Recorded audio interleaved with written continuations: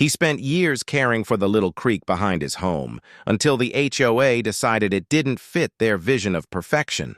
What happened next destroyed everything they'd built, and proved that nature doesn't forgive arrogance. Water was everywhere, crawling through living rooms, swallowing gardens, and turning driveways into shallow ponds. People were shouting, wading knee-deep in brown, murky water, carrying boxes, pets, whatever they could save. The air smelled like wet earth and oil. Somewhere in the middle of it all, Devin Rucker stood barefoot in what used to be his backyard, staring at the concrete wall that had caused it all. The same wall the Homeowners Association swore would beautify the neighborhood. Now it was a dam, a man-made mistake that had turned 27 homes into swamps. Reporters showed up before the county trucks did. Their cameras panned over the flooded lawns, the ruined furniture, and the people crying on porches. A drenched woman yelled at a camera crew, "We told them! We told them this would happen!" And in that moment, the story stopped being about property damage. It became something else, about arrogance, negligence, and how a handful of people's vanity had drowned an entire neighborhood. Devin didn't say much that day. He just stood there in his soaked jeans, his hands clenched and shaking, watching the current drag his lawn chairs away. He had warned them. He had sent the emails, he had printed the maps, and still, they had laughed it off. The same people who once told him the creek was nothing but a ditch. But before the storm, before the cameras, before the shouting and lawsuits, there was peace, the kind of peace you don't notice until it's gone. The creek had been small, but it was alive.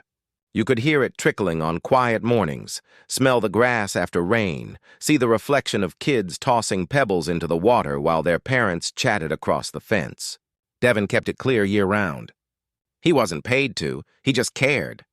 He said it kept the place breathing. A few of his neighbors used to thank him. Norma Blanchard, who lived 3 doors down, often brought him iced tea in the summer while he trimmed weeds by the bank. Eddie Granger, the retired mechanic, helped him build a footbridge for the children. The creek connected them all in small, simple ways. Nobody thought it was a problem, not until Margot Leary moved in. Margot had a way of making everything feel like a business meeting, polished, confident, and obsessed with perfection. Within months of becoming HOA president, she started sending out letters about curb appeal, improvements, fences too tall, lawns too brown, paint too faded. When she saw the creek running behind Devin's yard, she called it an eyesore. Devin had laughed when he first heard it. An eyesore? It's a creek, not a dump, he told Norma. But Margot wasn't joking. She sent out a survey, held a vote, and convinced half the board that the creek was attracting mosquitoes and rodents. Devin tried to explain that it was a natural drainage line, that the water had somewhere to go when it rained. But Margot's mind was made up. She wanted it gone. On the morning they brought in the contractor, Devin woke up to the rumble of machinery outside his window. Trucks, workers in neon vests, piles of rebar. He rushed out waving his arms. "You can't just fill that in," he shouted. "That's a waterway." The foreman, a short man with a clipboard, barely looked up. "We got approval from the board, sir. You'll have to take it up with them." He did. He called, emailed, even printed county maps showing flood zones. Margot's response was short and smug. "We appreciate your concern, Mr. Rucker. The HOA has determined the area is non-essential drainage. The improvement will enhance community value." Now, standing in the middle of the flood, those words burned in his mind. Non-essential drainage. He watched his neighbors bail water from their garages with buckets, watched kids cry as toys floated away. He saw the reflection of streetlights ripple over what used to be a playground. And the thing that hurt the most, he had seen it coming. Every drop of it. The rescue crews waded through the neighborhood late into the night. The current was strong in some areas, forcing residents to move upstairs. News vans lined the street by dawn. Someone handed Devin a blanket and asked if he wanted to speak on camera. He just stared past them toward the buried creek. The ground beneath the concrete was buckling, trying to breathe. Devin finally whispered, almost to himself. They thought they could bury nature. Then he turned and walked back to his porch, his shoes making that heavy suction sound against the mud.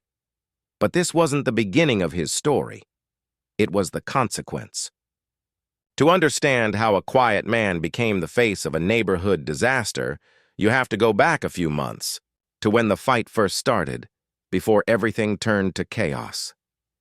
Devin Rucker lived the kind of life most people dream about when they talk about peace and quiet. His home sat on the edge of a cul-de-sac in Wilmington, North Carolina, surrounded by oaks and dogwoods that whispered with every breeze. He worked from home as a technician for a solar company, spending most of his afternoons tending to the creek behind his property. To Devin, that creek wasn't just a patch of moving water, and it was a living thing. A reminder that something wild still existed in a place where every mailbox looked the same. Most mornings, he'd walk out with a mug of coffee, barefoot, watching the mist lift off the surface. You could hear frogs, see dragonflies skipping like tiny sparks, and sometimes a raccoon would leave fresh prints along the muddy edge. Devin loved that. He said it made him feel connected, like the world still had rhythm. Neighbors often teased him for his dedication. "Man, you treat that ditch better than I treat my car," Eddie Granger would joke, leaning on his fence with a grin. Devin always laughed back. "You keep your car running, I keep the water moving. Same principle." He'd spend hours pulling debris after heavy rains or trimming reeds when they grew too high. The kids loved his little wooden bridge, 2 planks of cedar with handrails he'd varnished himself. Every Halloween, he strung orange lights across it and set out a bucket of candy at the middle. Parents trusted him. He was the kind of man who noticed if your mailbox leaned too far or if your trash bin got knocked over by the wind. But Devin wasn't loud about it. He never bragged or looked for attention. He just believed people should care for what's theirs and for what connects them. The creek did that. It tied the neighborhood together through the simple act of sharing space until Margot came along. When Margot Leary moved into the neighborhood, she made an entrance. Expensive car, 2-story remodel, and a smile that looked permanent but never reached her eyes. Within weeks, flyers appeared in everyone's mailbox announcing her campaign for HOA president. Her slogan was printed in blue cursive, bringing order to oaks and meadows. Devin didn't even know the place had a problem until she told everyone it did. She won by a landslide, mostly because no one else wanted the responsibility. That's when the letters started. Margot had rules for everything: lawn height, trash can placement, even the color of front doors. People joked about it at first, but her tone made laughter fade quickly. There was something cold in her precision. Devin tried to stay out of it. He'd wave politely when she passed, even when she gave him that faint smile that seemed to judge his muddy boots. But soon enough, she noticed his creak. The first complaint came in a letter. Thick envelope, HOA seal, bold text. It claimed the creek was a potential habitat for disease-carrying insects and detrimental to neighborhood appearance. Devin read it twice, then walked straight over to Margot's house. She opened the door wearing gardening gloves, her front yard lined with manicured hedges and perfectly spaced tulips. Devin kept his tone even. "Margot, I got your letter. The creek isn't a hazard. It's part of the county's drainage system. You start filling that in, you'll flood half this street." Margot smiled tightly. "Devin, I understand your attachment, but the HOA has received multiple complaints. We are simply maintaining standards." "Standards?" Devin repeated. "It's a stream. Nature doesn't follow HOA rules." Her expression never changed. "Then maybe it's time it did." She closed the door before he could reply.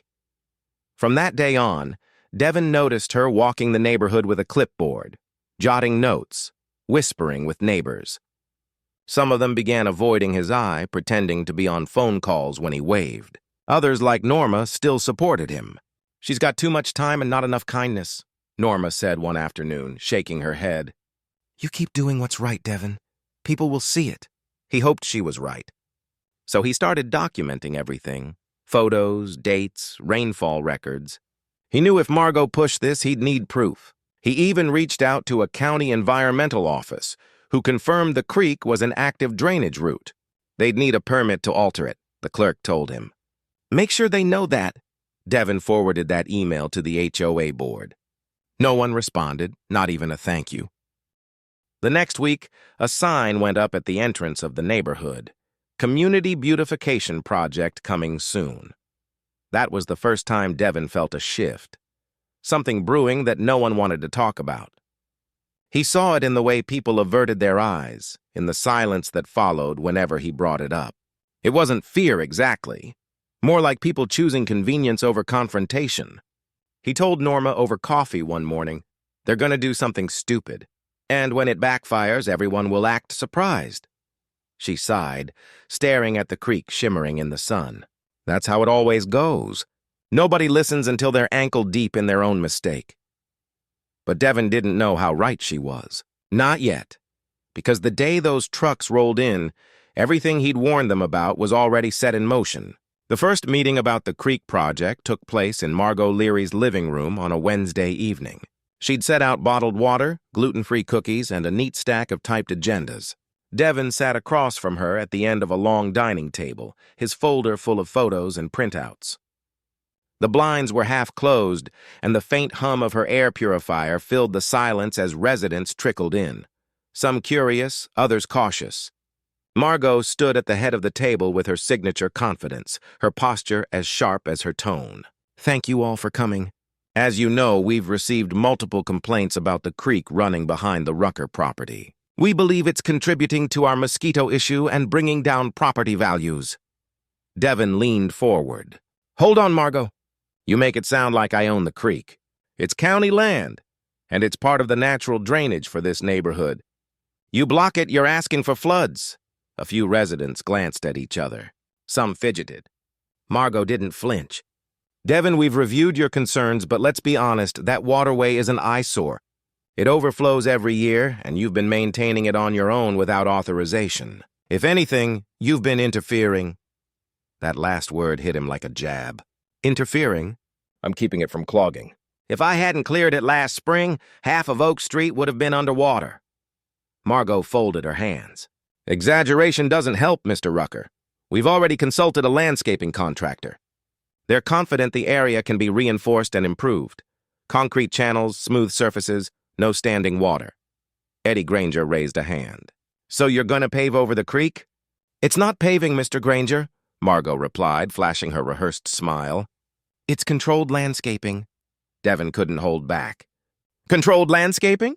You're talking about pouring cement into a living stream. You can't just kill a waterway because it doesn't match your flower beds. The room shifted, a mix of murmurs, side glances, and polite discomfort. Margot's eyes narrowed just enough to show irritation. Let's keep emotions in check. We'll take a vote as required by HOA bylaws. Majority rules. Devin looked around the room. Neighbors he'd helped with yard work, fixed gutters for, shared cookouts with. Now they were avoiding his gaze.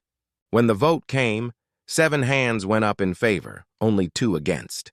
Margot gave a satisfied nod. Motion passes. We'll begin the project within the next month. Devin gathered his papers and stood up slowly. You're making a mistake. And when it rains, you'll all remember this moment. Margot's reply was soft but cutting. Let's hope you're wrong, Devin. That night, he couldn't sleep. Rain tapped the windows, light but steady. He went outside, flashlight in hand, and stood at the edge of the creek. The water moved quietly under the beam, carrying leaves and fragments of twigs. It looked harmless, gentle, hard to believe something so calm could become dangerous if suffocated. By the weekend, rumors spread fast. People said the project would make the neighborhood look more professional. Others claimed it would increase property values. Devin became the guy who overreacted. Even Norma, his closest ally, admitted, they think you're being dramatic. Dev, you know how folks get when someone questions authority. I'm not questioning, he said, rubbing his temples. I'm warning them. A week later, a letter arrived from the HOA, formal, stamped, and cold. Dear Mr. Rucker, due to continued interference and unauthorized maintenance activities, we request that you cease all work around the creek area, effective immediately. Further violations may result in penalties or fines as outlined in HOA policy. He laughed out loud reading it, a dry, bitter sound. So now taking care of my own yard's a violation, he muttered. He set the letter on the counter, grabbed his camera, and took pictures of the creek again. Every angle, every slope, every storm drain feeding into it. He sent copies to the county's environmental division with a simple note. They're planning to fill this in. No permit. Please advise. The county replied 2 days later. We're reviewing the case. Construction should not proceed without proper authorization. He printed that email and hand-delivered it to Margot's mailbox. The next morning, it was gone. Not acknowledged, not mentioned, just gone. Devin's frustration grew by the day. He felt the tension every time he walked outside, the stares, the whispers. The HOA meetings became colder. He wasn't invited to the next one at all. A neighbor told him, "They're calling you the problem guy. Margot says you're trying to make her look bad." He sighed. She's doing a fine job of that herself. Still, he didn't stop. Devin started calling local offices, asking about drainage laws, permits, flood risks. He spoke to a hydrologist from the county who told him, if they pour concrete without redirecting flow, the water's gonna find its way back, maybe into people's homes. That single line stuck in his head. Water always finds its way back. He printed that too, highlighted it, posted it on his fridge as a reminder. Margot, meanwhile, was preparing for her victory. Flyers went out about the community improvement project, complete with mock-up photos of clean, paved paths and landscaped greenery. People smiled again, ready for change, not realizing what kind of change was coming. But Devin could feel it, like pressure building behind a dam, silent but unstoppable. Because once that first truck arrived, there'd be no turning back. The trucks came early, too early for a Saturday morning. Devin was sipping his first cup of coffee when the sound of diesel engines broke the stillness. He stepped outside in his slippers and saw a convoy rolling down Oxshire Lane, flatbeds carrying rebar, cement mixers, and stacks of wooden forms. Workers in neon vests stepped out, stretching, laughing, completely unaware of what they were about to do. Devin felt his stomach twist. "You've got to be kidding me," he whispered, setting his mug on the porch railing. The HOA had ignored every warning, every email. They were really doing it. He walked toward the noise, phone already in hand, recording. "Hey," he called to one of the workers. "What's this for?" The man checked his clipboard. "Creek channel fill," he said casually. "We're sealing off the drainage line. Orders from the HOA board." Devin blinked. "You mean you're filling it completely?" The worker shrugged. "Just following instructions, sir." By now, a few neighbors had wandered out in robes and slippers, drawn by the commotion. Margot appeared from her driveway, dressed like she'd been waiting for this day. Khakis pressed, hair pinned, clipboard tucked under her arm. "Morning, everyone," she called cheerfully. "Big day for Oxshire Meadows. This is the start of our beautification project." Devin approached her, trying to keep his voice steady. "Margot, you don't have a permit. I've already confirmed it with the county. You can't alter a drainage path without clearance." She smiled like someone indulging a stubborn child. "We're not altering it, we're improving it." The contractor assured me the concrete will help manage runoff. "Manage?" Devin snapped. "You're blocking it. Water doesn't just vanish when you pour cement on it, Margot. It'll back up into people's yards." A few neighbors murmured, uneasy now. Margot lifted her clipboard. "We've already taken a vote. You lost. Let's not make a scene." Devin stared at her for a long second, then said quietly, "You think a vote changes physics?" Her expression didn't falter, but her jaw tightened slightly. "Mr. Rucker, please step aside and let the professionals do their work." He didn't move. The foreman walked up, clearly uncomfortable. "Sir, we're on a tight schedule. I can't delay my crew." Devin turned his phone so the camera faced him and said clearly, "This is unauthorized construction on a public drainage route. I've warned you in writing and in person. You go through with this. I'll report it." The foreman glanced at Margot. She waved her hand dismissively. "Do your job," she said. And they did. By noon, the first layers of concrete were poured. The sound of the mixer echoed across the neighborhood. That steady churn, that wet slap of cement hitting earth. Devin stood there watching as gray slurry smothered the creek he'd tended for years. The smell was sharp, almost metallic. He could feel the ground trembling under the machinery. Norma walked up beside him, her voice low. "They really did it." "Yeah," he said softly. "They just buried a living thing." For hours he filmed, documenting every stage, Workers in hard hats tamping down soil, smoothing wet concrete with trowels, laughing about weekend plans. He wanted every second on record. Maybe someday, when the water came, they'd remember this sound. The sound of arrogance hardening. By the time the last truck pulled away, the creek was gone, replaced by a narrow gray channel that glistened under the afternoon sun. It looked artificial, lifeless. Even the birds seemed confused, circling overhead before flying off toward the woods. That evening, Devin sat on his porch with Norma and Eddie, the three of them staring in silence. Eddie broke it first. "Looks clean, I'll give her that. But man, that don't look right." "It's not," Devin replied. "You block water, it finds another path. Always does." He sent his footage to the county that night, attaching a timestamp and his correspondence with the HOA. His email ended with, "This will cause flooding. Please intervene before it's too late." 2 days later, he got an automated response. "Your complaint has been received and will be reviewed." Weeks went by. Nothing happened. Margot strutted around like she'd saved the neighborhood. She even held a ribbon-cutting ceremony for her community restoration project. Balloons, refreshments, and a banner that read Oakshire Creek Renewal. Devin didn't attend. He watched from his porch as families posed for pictures beside the concrete channel, smiling like it was a new park. Norma shook her head. "They're celebrating a time bomb."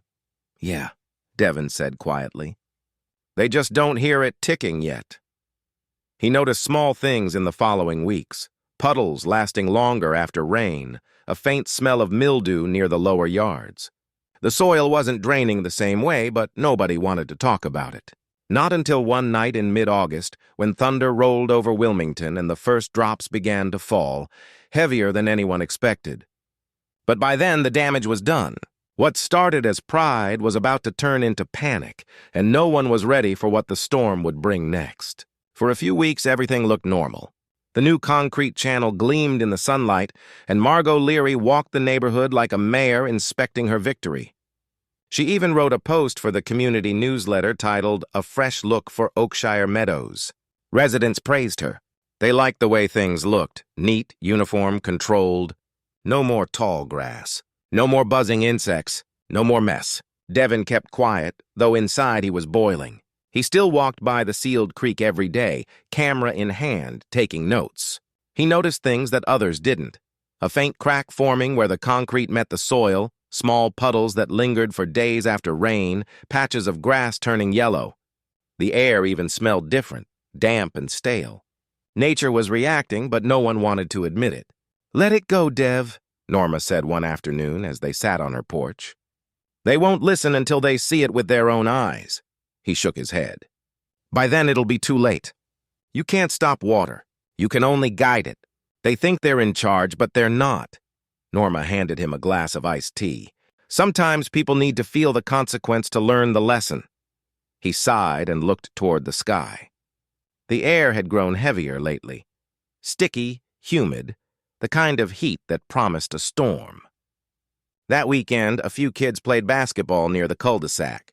When their ball bounced into the concrete channel, one of them climbed down to get it. "It's all dry," he yelled, slapping the ground. "Feels weird, like a parking lot." Devin watched from his porch, uneasy. "Tell your folks to keep you out of there," he called. The boy nodded and ran back to his friends. But Devin knew that surface wouldn't stay dry for long. He spent the next few days reviewing his files, every email, every photo, every timestamp. The folder on his computer was labeled HOA Creek Violation. He wasn't planning to sue anyone. He just wanted the record straight when things went wrong. The county still hadn't replied beyond the automated message. He called again, waited on hold for 40 minutes, then finally reached a clerk named Peter Lang. "Mr. Rucker." "Yes, we've seen your file," Peter said, sounding tired. "But there's a backlog of environmental cases. Unless there's immediate danger, it'll take time." Devin rubbed his forehead. "So you're telling me they can block a drainage system and we just wait for immediate danger?" "I understand your frustration," Peter replied, "but there are procedures. We'll notify you if an inspection is scheduled." Devin hung up without another word. Procedures. That's what people said when they didn't want to take responsibility. Later that evening, Margot stopped by his property. She stood at the edge of his yard, hands on hips, voice calm but sharp. "Devin, I'd appreciate it if you stopped spreading false information about the creek project." He looked at her, arms crossed. "You mean facts? Because the last time I checked, flooding doesn't care about HOA rules." She gave a tight smile. "You're stirring fear. People are anxious enough." "They should be," he said. "You buried a waterway." Margot's smile dropped. "We improved our neighborhood, Mr. Rucker. Some people just can't stand change." She turned and walked off before he could reply. That night, Devin recorded a short video for himself, a personal log. He sat at his kitchen table talking straight to the camera. "It's July 29th. The creek's been filled for 3 weeks. Rain's been light, but the ground's not drying. If the storm that's coming hits us full on, Oaks is going under. I'm saving this clip because when it happens, they'll say no one warned them." He closed the laptop, then stared out the window. The sky had that strange golden tint that comes before summer storms, beautiful but tense. In the distance, thunder grumbled.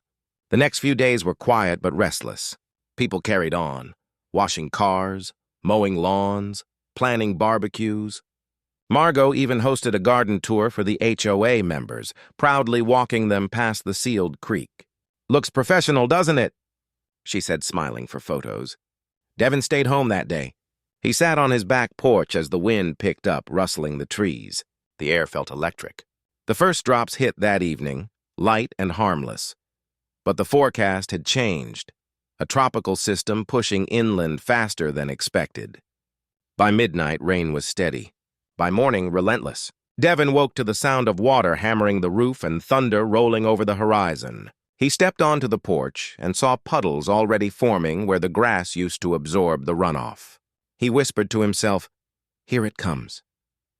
But what he didn't know was that this storm wouldn't just prove him right. It would destroy everything the HOA thought they'd built. The full text continues. Would you like me to punctuate the rest of the story too? It's very long, so I can complete it in full if you confirm. When his phone buzzed, her voice was steady, confident, the kind of tone that told you she'd handled worse. "Mr. Rucker, my name is Camille Drury. I'm an environmental attorney based in Durham. I saw the coverage about the creek incident. I'd like to meet and discuss what options you and your neighbors might have." Devin rubbed his forehead, exhausted. "Honestly, Miss Drury, I'm not trying to sue anyone. I just want this fixed before it happens again." Her reply was calm but firm. "Sometimes the only way to fix a problem like this is to hold people accountable first." They met the next day at Devin's dining table, papers spread across every inch. Camille was in her late 30s with clear eyes and a quiet, unflinching way of speaking.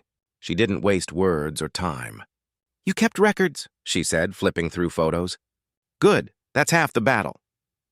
"I didn't plan to be some whistleblower," Devin said, sliding her the HOA letter.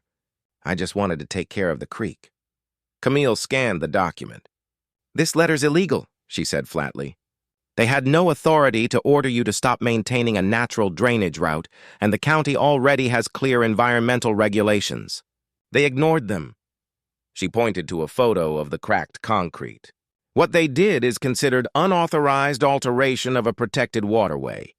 North Carolina law is clear. The HOA can be fined, and if the damage extends to personal property, residents can file civil claims." Devin leaned back. "So they really broke the law?" She met his eyes. "They didn't just break it. They bulldozed through it." That line stuck with him. For the first time since the flood, he felt something other than anger. He felt a path forward. Later that week, Camille arranged a community meeting at the local library. Word spread quickly. Nearly every homeowner showed up, some with clipboards, others with photos of their flooded basements. Margot arrived last, sitting near the back, wearing sunglasses even indoors. Camille stood at the front of the room, poised and collected. "Thank you for coming," she began. "I've reviewed the situation at Oaksire Meadows, and what happened here is not just a mistake. It's a violation of state and county law."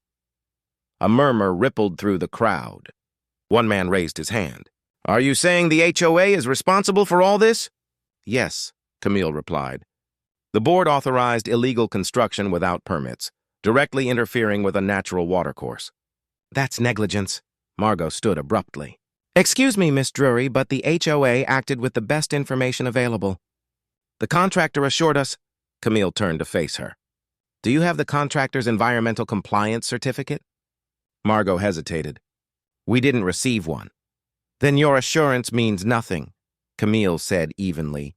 And unfortunately, ignorance doesn't exempt you from liability. The room fell silent. Devin sat near the front, watching the exchange. He could see the faces of his neighbors shifting, from confusion to anger to realization. For weeks, they'd seen themselves as victims of bad luck. Now they understood. It was preventable. After the meeting, several residents approached Camille. Some were emotional, some furious. We lost everything, one woman said. Our insurance won't cover flood damage. They called it man-made negligence. Camille nodded, jotting notes. That's consistent. You're going to need collective representation, a civil action against the HOA board, possibly the contractor, and anyone who signed off on the project. The goal isn't revenge, it's restoration. Devin walked her to her car after the meeting. You really think we can win this? He asked. She smiled faintly. You don't need to win. You just need to prove the truth. Nature already did half the work.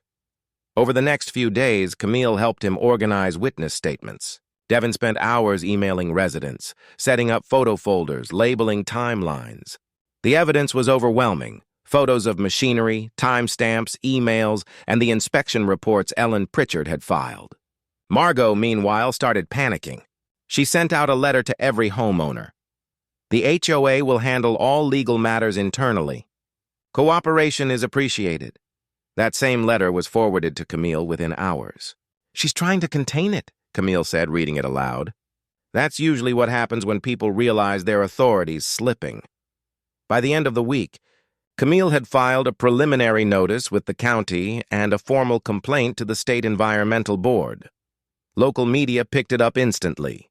Reporters started showing up again, this time with more pointed questions. Devin became the unofficial spokesperson. Cameras caught him explaining the damage in plain terms, his voice tired but calm.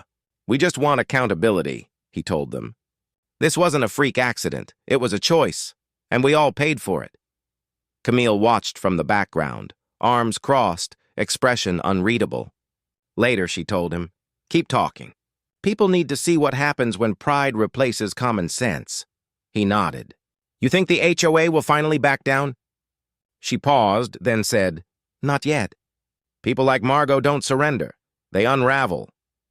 But as the lawsuits started to take shape, what no one expected was how fast the story would explode beyond the county, turning Oakshire Meadows into a national example of arrogance, neglect, and one man's fight to make things right. It started with a 30-second clip. A local news station posted Devin's interview on their website, him standing ankle-deep in muddy water beside the broken concrete, saying, "You can't bury a creek and expect it to forget where it used to run."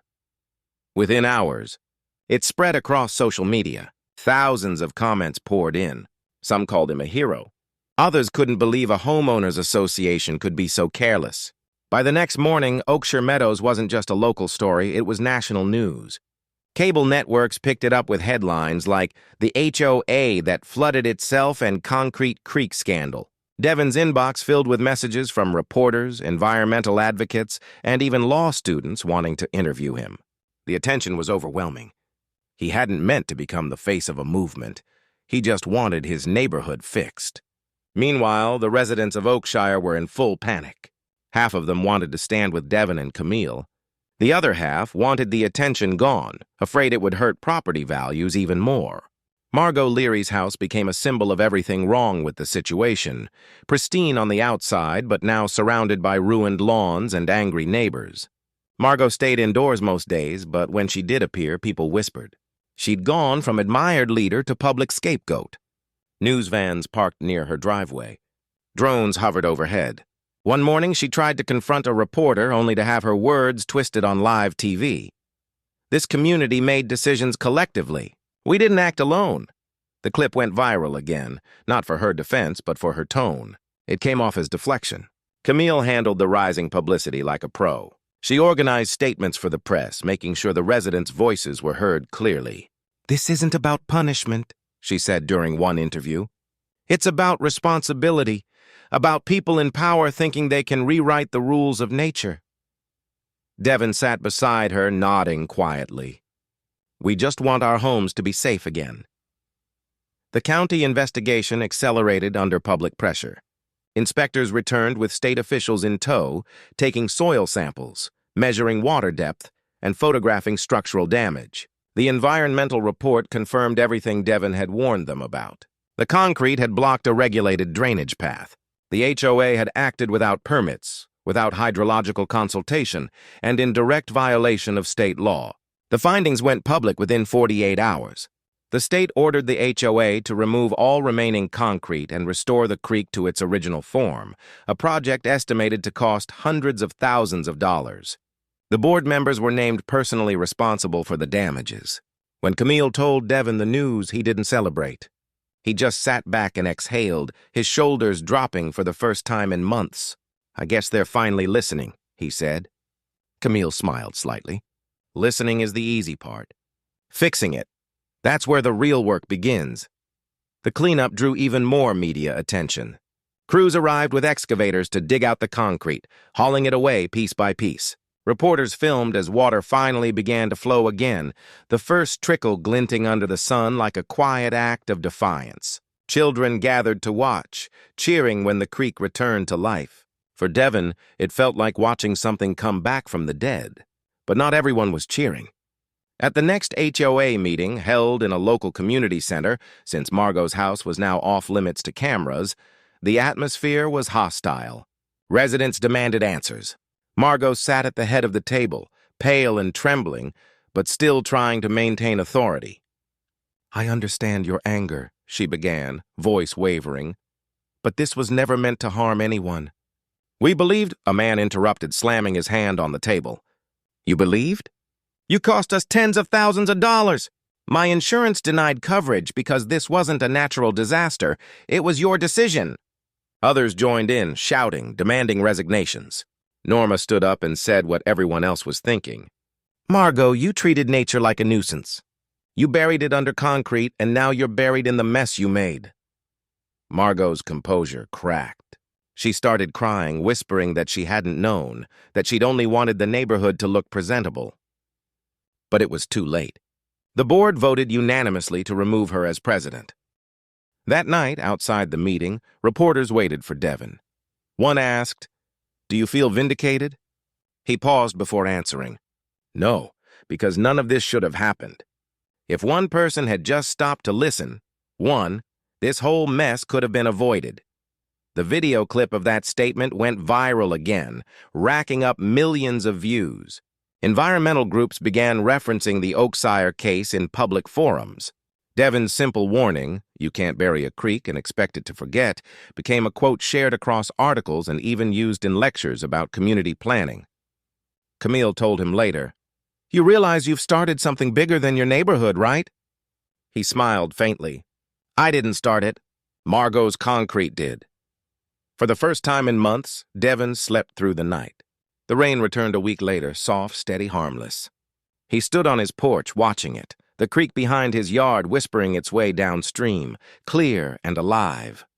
But even as the water flowed freely again, Devin knew the real lesson wasn't about floods or lawsuits. It was about pride and how far people will go to control what was never theirs to begin with. The reckoning, though, was still to come. By the time the last of the concrete was hauled away, Oakshire Meadows didn't look like the picture-perfect neighborhood it once pretended to be. The lawns were scarred with deep tire marks from the construction trucks. Piles of wet debris lined the sidewalks. But there was something different in the air, a kind of fragile honesty. People weren't pretending anymore. They waved to each other again, talked openly about what happened, and even helped one another repair the damage.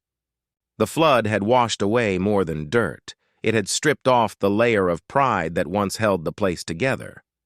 Devin Rucker became the quiet anchor of that recovery. He never wanted recognition, but neighbors started coming to him for advice, asking about proper drainage or how to reseed waterlogged soil. He'd walk the creek every morning, shovel in hand, clearing branches, checking the flow.